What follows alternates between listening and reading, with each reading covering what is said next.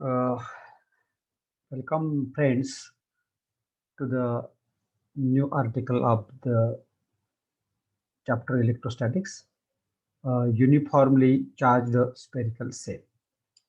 So, here we'll discuss the uniformly charged spherical cell.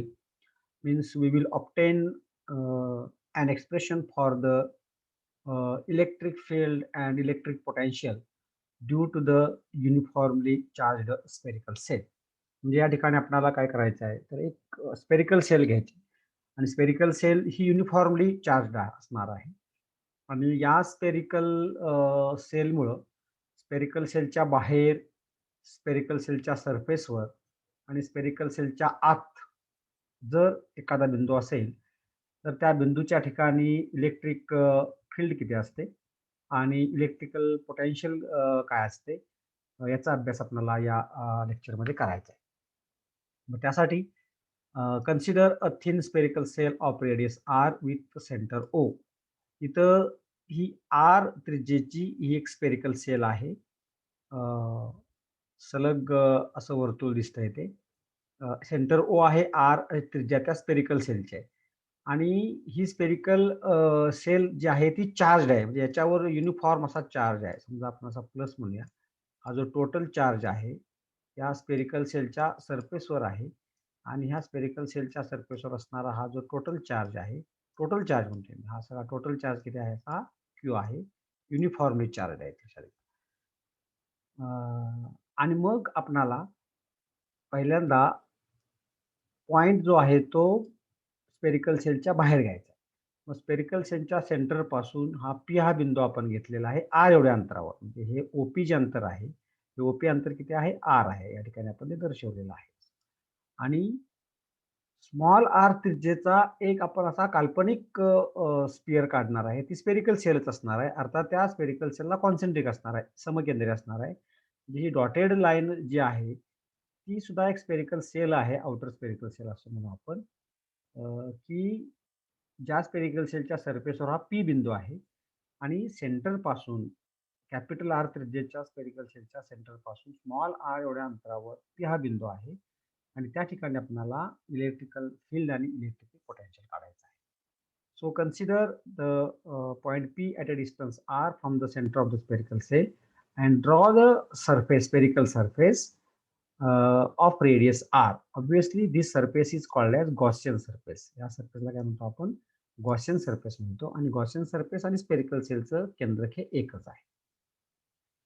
आणि मग आता आपल्याला ज्या आपण यापूर्वी काही डेफिनेशन बघितलेल्या आहेत इलेक्ट्रिक फील्ड किंवा इलेक्ट्रिक फ्लक्सच्या व्याख्या बघितलेल्या आहेत, त्या व्याख्याचा उपयोग करून आपल्याला या ठिकाणी इलेक्ट्रिक फील्डचं सूत्र काढायचं आहे. मग त्यासाठी आपण असं गृहीत धरूया, let us consider ds is a small area element at point P. या पॉइंट पी च्या ठिकाणी ds असा एक स्मॉल सरफेस एरिया असं गृहीत धरा.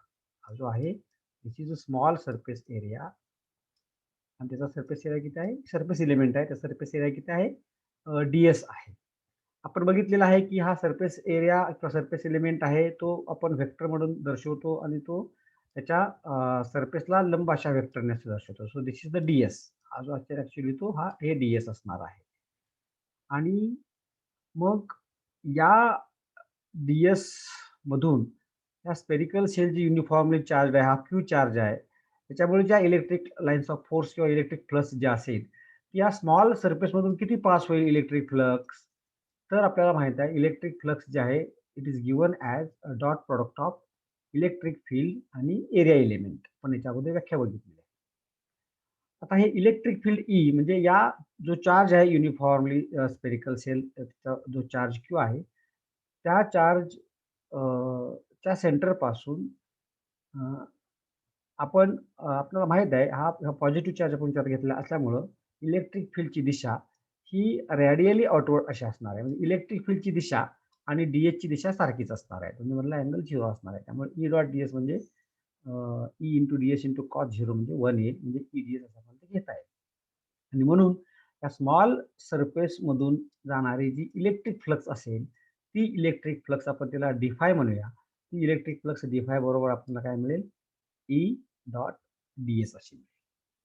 पण आपल्याला गॉस थेरम माहित आहे किंवा गॉस लॉ माहित आहे इलेक्ट्रोस्टॅटिक्स मधला, की जो काय सांगतो, की एखाद्या क्लोज सरफेसमध्ये जो चार्ज आहे क्यू आणि त्या चार्ज क्यूमुळे असणारी जी टोटल फ्लक्स असते, ती टोटल फ्लक्स या सूत्राने दिली जाते. Total flux phi is equal to या स्मॉल सरफेसमधून जाणाऱ्या जी फ्लक्स आहे त्याचं integration over the closed path घ्यावं लागेल आपल्याला. And therefore the total flux is given as integration over close path E dot D S. परंतु जी टोटल फ्लक्स किती असते आपण त्या गॉसच्या थेरमनुसार बघितलेलं आहे. It is charge divided by permittivity of the medium. तर आपण एअर मीडियम घेतल्यामुळं परमिटिव्हिटी आपल्याला इप्सिलॉन झिरो घ्यावी लागेल. So total flux will be given as phi is equal to integration over closed path E dot ds is equal to q divided by epsilon 0 according to the Gauss theorem or Gauss law. Just we have seen E and ds are parallel at every point आपण म्हटलेलं आहे. तुम्ही कुठलाही area element घेतला आपण तर तुम्हाला R किंवा इलेक्ट्रिक फील्ड आणि ds हे काय दिसणार आहे पॅरलल असं असणार आहे. Therefore we can write this as vector form मध्ये आहे ते सिम्प्लिफाईड फॉर्म मध्ये आपण EDS असं लिहू शकतो. Integration over closed path of this EDS is equal to Q divided by epsilon 0. E electric field आहे, स्पेरिकल सरफेस आहे, कुठल्याही पॉईंट ठिकाणी इलेक्ट्रिक फील्ड सारखेच असणार आहे, कॉन्स्टंट असणार आहे, ते आपण ई बाहेर घेतलेले आहे. ई आउट ऑफ इंटिग्रेशन घेतलेलं आहे आणि integration over close path ds equal to Q divided by epsilon. आता हा जो इंटिग्रेशन ओव्हर ds म्हणजे काय, तर हा पूर्ण सरफेस एरिया आहे. हा जो पूर्ण गॉशियन सरफेस आहे त्याचा सरफेस एरिया. अर्थात ते स्पेरिकल सरफेस असल्यामुळं त्या गॉशियन सरफेस आहे त्याचा सरफेस एरिया किती येईल, तर साहजिकच तो 4πr² येईल स्पेरिकल सरफेस असल्यामुळे. आणि म्हणून आपल्याला टोटल फ्लक्स जी आहे ती E into 4πr² is equal to Q divide by epsilon 0 मिळेल. आणि म्हणून इलेक्ट्रिक फील्ड जे आहे लक्षात घ्या स्पेरिकल सेलमुळं, स्पेरिकल सेल आहे कॅपिटल आर त्रिज्येची आणि ह्या स्पेरिकल सेल पासून आपण स्मॉल आर एवढ्या अंतरावर स्मॉल आर एवढ्या अंतरावर जो पी बिंदू घेतलेला आहे त्या पी बिंदूच्या ठिकाणी असणारी जी इलेक्ट्रिक फील्ड आहे ई, ती इलेक्ट्रिक फील्ड ई बरोबर किती असणार आहे, तर क्यू डिवायडेड बाय 4πε0 r² असे असणार आहे. हे झालं इलेक्ट्रिक फील्डचं सूत्र. आता हे इलेक्ट्रिक फील्डचं सूत्र आपण थोडंसं वेगळ्या भाषेमध्ये लिहू शकतो. समजा सिग्मा ही सरफेस चार्ज डेन्सिटी आहे. सरफेस चार्ज डेन्सिटी कशी डिफाईन केली जाते, तर charge per unit surface area of the spherical shell. आता इथं स्पेरिकल सेलचा सरफेस आहे कारण स्पेरिकल सेल आहे ती चार्ज आहे कॅपिटल आर त्रिज्येची, त्याच्यावर युनिफॉर्म चार्ज असा आहे सगळीकडे, बरोबर ना. मग surface charge density is defined as charge per unit surface area of the spherical shell. आता इथं स्पेरिकल सेलचा सरफेस एरिया किती असेल, 4π कॅपिटल R². तिथं आपण गॉशियन सरफेस घेतलेला आहे. हा सरफेस एरिया गॉशियन सरफेसचा आहे, हा स्पेरिकल सेलचा आहे. So sigma is equal to Q divide by 4πε0 r² capital R². आणि याच्यावर तुम्हाला क्यूची किंमत काय मिळेल, हे 4πr² इकडे घेतल्यावर सिग्मा इंटू 4πr². आता ही कीची व्हॅल्यू जर आपण या इक्वेशन मध्ये सबस्टिट्यूट केली क्यू या ठिकाणी, तर तुम्हाला इलेक्ट्रिक फील्ड ही कॅपिटल आर आणि स्मॉल आरच्या टर्म मध्ये मिळेल. So E is equal to क्यूची किंमत आपण ठेवली sigma into 4πr² divide by 4πε0 small r². 4π cancel होईल, इथे राहील sigma r² divide by epsilon 0 r². म्हणजे स्पेरिकल सेल जे आहे युनिफॉर्मली चार्ज स्पेरिकल सेल, त्या स्पेरिकल सेलच्या बाहेर जर पी हा बिंदू असेल स्मॉल आर एवढ्या अंतरावर, तर त्या ठिकाणी स्पेरिकल सेलमुळे असणारे पोटेन्शियल इलेक्ट्रिक फील्ड जे आहे ते तुम्हाला दोन सूत्रांनी देता येईल. एक तर E is equal to Q divide by 4πε0 small r² किंवा capital E electric field is equal to sigma into capital R². Capital R² spherical सेलची त्रिज्या आहे, epsilon 0 r² स्मॉल आर हे स्पेरिकल सेलच्या सेंटर पासून पी बिंदूचं असणारं अंतर आहे. अर्थात इथं आपण एक एक्सप्लेनेशन देऊ शकतो की electric field is directed outward if the charge is positive. Charge positive असल्यामुळे आपण इलेक्ट्रिक फील्ड आउटवर्ड असं घेतलेलं आहे. हा जर चार्ज युनिफॉर्मली स्पेरिकल सेलचा निगेटिव्ह असता तर आपल्याला ते इलेक्ट्रिक फील्डची दिशा ही इनवर्ड घ्यावी लागली असते. The field due to uniformly charged spherical cell at a point outside cell is as if the entire charge of the spherical cell is concentrated at the center. याचा अर्थ असा आहे की आपण आता स्पेरिकल सेल चार्ज आहे त्याच्या बाहेर आर हा बिंदू आहे. या ठिकाणी आपण काय केलेलं आहे, इलेक्ट्रिक फील्डचं सूत्र काढलं. पण मी जर असं समजलं, समजा हा संपूर्ण चार्ज स्पेरिकल सेलचा हा ओ जो आहे, या ओ या ठिकाणी एकवटलेला आहे. समजा हा बिंदू ओ आहे आणि या ठिकाणी कॅपिटल क्यू हा चार्ज आहे, जो इथं स्पेरिकल सेलच्या सरफेसवर आहे. पण मी इथं असं अश्युम करतो की suppose it is concentrated at the centre and if I take the point P at a distance R, तर मला व्याख्यानुसार इलेक्ट्रिक फील्डची किंमत ही Q divided by 4πε0 R square एवढीच मिळेल. म्हणून असं म्हटलं जातं की इलेक्ट्रिक फील्ड जे आहे स्पेरिकल सेलमुळं पॉईंट पी या ठिकाणी, हे स्पेरिकल सेलचा चार्ज पॉईंट पीच्या पॉईंट ओच्या ठिकाणी हा कॉन्सन्ट्रेट झालेला आहे आणि त्या क्यू मुळं असणारी इलेक्ट्रिक फील्ड जी आहे पॉईंट पीच्या ठिकाणी, ती आणि सरफेसवर असतानाची इलेक्ट्रिक फील्ड या सारख्याच येतात. म्हणजे here it is assumed that in simple language one can say that the electric field due to the uniformly charged spherical cell at a point outside the spherical cell is assumed to be as the entire charge of the spherical cell is concentrated at its center.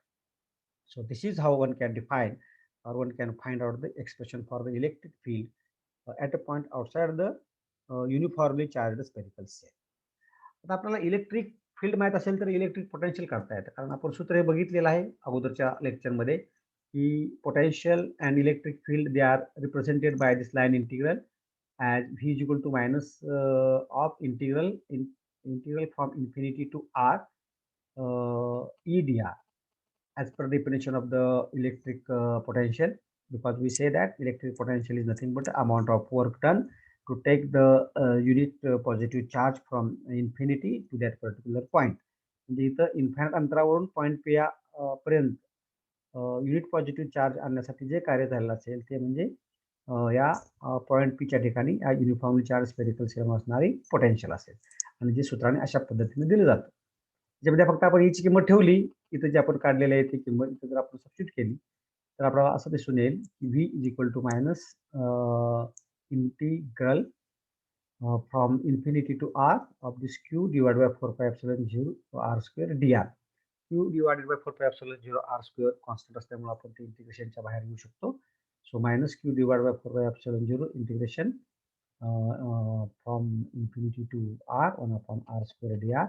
1/r square integration आपल्याला माहित आहे ए minus 1/r असतं आणि त्यामध्ये जर limits of integration आपण ठेवली तर हे मायनस मायनस प्लस होईल आणि upper limit minus lower limit केलं तर 1/∞ 0 असल्यामुळे आपण ते टर्म लिहिलेली नाही आणि आपल्याला इलेक्ट्रिक पोटेन्शियल आहे, इलेक्ट्रिक पोटेन्शियल स्पेरिकल सेलमुळे जी मिळते V is equal to Q divide by 4πε0 R अशा पद्धतीने मिळेल.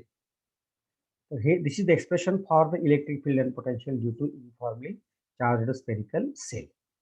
आता जर हाच स्पेरिकल सेलवरचा जो पॉईंट आपण स्पेरिकल सेलच्या बाहेर जो पॉईंट पी घेतलेला आहे तो जर आपण स्पेरिकल सेलच्या सरफेसवर घेतला, electric field on the surface of the spherical shell जर काढायचं म्हटलं, म्हणजे ही एक स्पेरिकल सेल आहे, युनिफॉर्मली चार्ज स्पेरिकल सेल आहे, त्याच्यावर युनिफॉर्म चार्ज आहे प्लस असं आपण मानूया.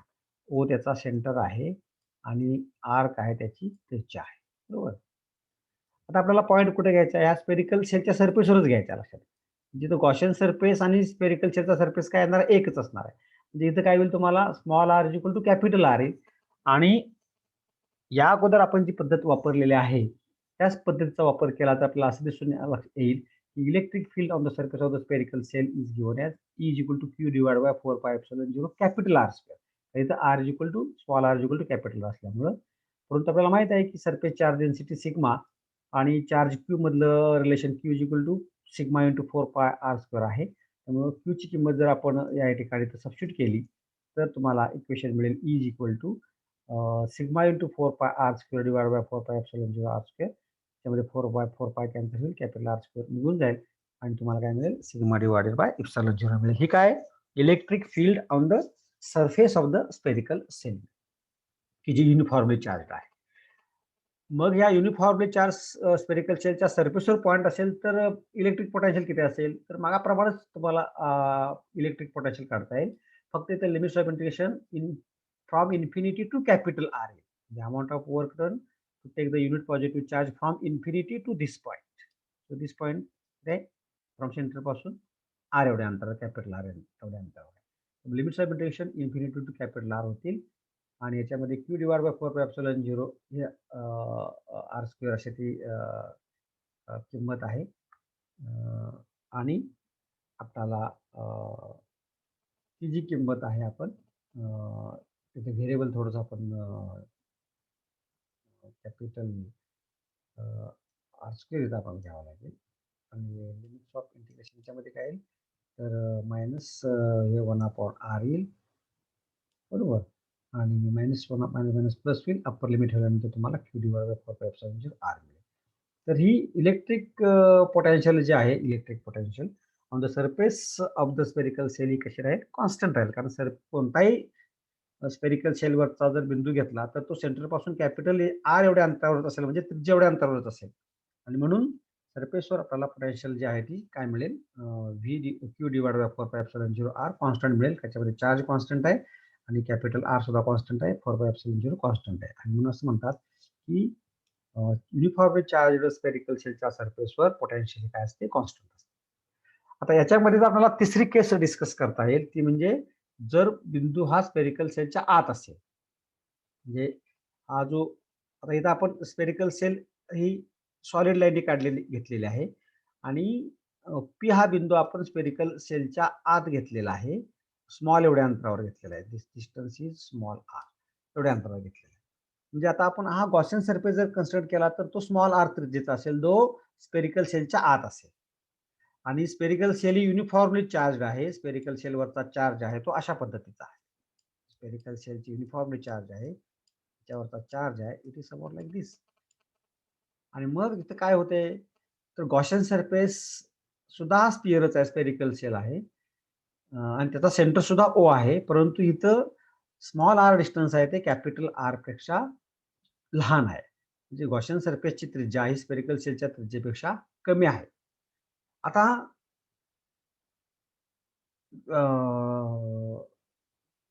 जर आपण इथं असं बघू शकतो की there is no charge inside the spherical shell. म्हणजे स्पेरिकल सेलच्या आत गॉसियन सरफेस आहे, स्पेरिकल सेलच्या सरफेसवर चार्ज आहे, स्पेरिकल सेलच्या आतल्या बाजूला कुठलाही चार्ज नाही. चार्ज युनिफॉर्मली स्पेरिकल सेल म्हणजे त्याचा सरफेस चार्ज आहे, आतल्या बाजूला चार्ज नाही. आणि आतल्या बाजूला चार्ज नसल्यामुळं आपल्याला त्या ठिकाणी इलेक्ट्रिक फील्ड ही 0 असते. There is no charge inside the spherical shell. Remember, spherical सेलच्या आत चार्ज नाही, चार्ज हा सरफेसवर आहे, सरफेसच्या आत नाही. त्यामुळे सरफेसच्या आत ही इलेक्ट्रिक फील्ड जी आहे, ती इलेक्ट्रिक फील्ड जी असते 0 असते. पण पोटेन्शियल जी आहे, ती पोटेन्शियल जी आहे ती सरफेसवर जी पोटेन्शियल असते तेवढीच असते. कारण इथं तुम्ही पोटेन्शियल जर काढायचं म्हटलं तर तुम्हाला या ठिकाणी पोटेन्शियल ही तुम्हाला 2 टर्म द्यावी लागेल. एक म्हणजे integration minus infinity to plus R of this E D R असं घ्यावं लागेल, ई डी आर. आणि प्लस म्हणजे मायनसच integration from capital R to small R E D R द्यावं लागेल. ही गोष्ट लक्षात घेण्यासारखी आहे. तुम्हाला वाटत असेल की इथं इलेक्ट्रिक फील्ड 0 आहे आणि पोटेन्शियल कशी काय आहे, तर डेफिनेशन काय आहे पोटेन्शियलची, it is amount of work done to take the unit positive charge from infinity to that particular point. इथं तुम्हाला unit positive charge from infinity to capital R आणावं लागेल, म्हणून पहिली टर्म आली इन्फिनिटी टू आर. आणि दुसरी पोटेन्शियल म्हणजे या स्मॉल आर पासून कॅपिटल आर पासून स्मॉल आर पर्यंत तुम्ही घेतलेलं आहे, पण कॅपिटल आर पासून स्मॉल आर पर्यंत तुम्हाला पोटेन्शियल काय 0 आहे. त्यामुळे इथं इलेक्ट्रिक फील्ड 0 आहे, त्यामुळे पोटेन्शियल तुम्हाला ही टर्म निघणार नाही. आणि जी पोटेन्शियल असेल ती केवळ या या पार्टमुळे असेल. आणि या पार्टवरून काढलेले पोटेन्शियल इलेक्ट्रोस्टॅटिक पोटेन्शियल किती येते तर क्यू डिवाइड बाय 4πε0 आर येते. ही कशा एवढी आहे तर सरफेसवर जेवढी पोटेन्शियल असते त्याच्या एवढीच आहे. म्हणून असं म्हणतात की in case of uniformly charge spherical shell the potential on the surface is the same as the potential inside the surface. Potential. Electric field is different. Electric field हे inside surface of the spherical shell 0 असतं. On the surface ते आपण याच्या अगोदर ते discuss केलेलं आहे. अशा पद्धतीनं आपल्याला युनिफॉर्मली चार्ज स्पेरिकल सेल असेल, तर युनिफॉर्मली चार्ज स्पेरिकल सेलच्या बाहेर जर बिंदू असेल, तर इलेक्ट्रिक फील्ड आणि पोटेन्शियल किती असेल? स्पेरिकल सेलच्या सरफेसवर जर पॉइंट असेल युनिफॉर्मली चार्ज स्पेरिकल सेलच्या, तर इलेक्ट्रिक फील्ड आणि पोटेन्शियल किती असेल? आणि तोच बिंदू जर स्पेरिकल सेलच्या आत असेल, तर इलेक्ट्रिक फील्ड आणि पोटेन्शियल किती असेल? अर्थात हे काढण्यासाठी आपण काही वेगळं वापरलेलं नाही. ज्या आपण व्याख्या अगोदरच्या लेक्चरमध्ये डिस्कस केलेल्या आहेत, त्याच व्याख्या वापरलेल्या आहेत, की फ्लक्सची व्याख्या वापरलेली आहे, इलेक्ट्रिक फील्डची व्याख्या वापरलेली आहे, इलेक्ट्रिक पोटेन्शियलची व्याख्या वापरली. जे सूत्र आहे, की इलेक्ट्रिक पोटेन्शियल म्हणजे minus line integral from infinity to that particular distance of EdR याचाच आपण वापर करून या सगळ्या गोष्टी या ठिकाणी काढलेल्या आहेत. हे आर्टिकल फार महत्त्वाचं आहे, कारण त्यातले बरेचसे प्रश्न हे आपल्याला परीक्षेमध्ये विचारले जाऊ शकतात आणि आर्टिकल फार इम्पॉर्टंट आहे. मला वाटतं तुम्हाला हे आर्टिकल समजलं असावं. आपल्या जर काही शंका असतील, तर निश्चितच आपण मला WhatsAppच्या माध्यमातून प्रश्न विचारू शकता. लेक्चरमध्ये जर काही तुम्हाला बदल हवे असतील, तर ते सुद्धा तुम्हाला पर्सनल WhatsAppवर टाकू शकता. आपण त्या पद्धतीनं लेक्चर्स मॉडिफाय करण्याचा प्रयत्न करू. लेक्चर्स ऐकल्याबद्दल धन्यवाद.